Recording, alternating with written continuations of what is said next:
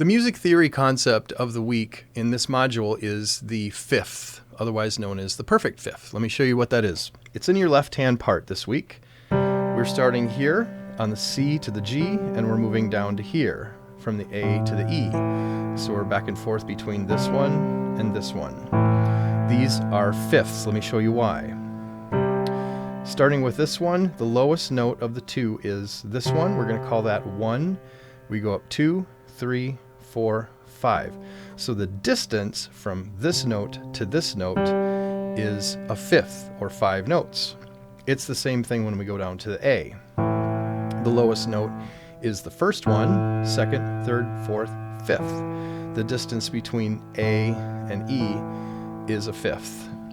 A fifth can be played together, or it can be played separately, but it's the same distance, so it's always called a fifth. The sound of a perfect fifth is very open sounding. It sounds like an ancient monk chant or something like that.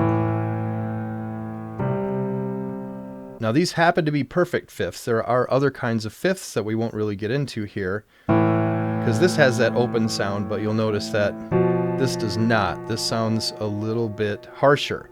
And there's a reason for that I won't get into here, but for now just know that this is called a fifth or a perfect fifth, and this is also a fifth or a perfect fifth, and this is what you're going to be playing in your left hand this week.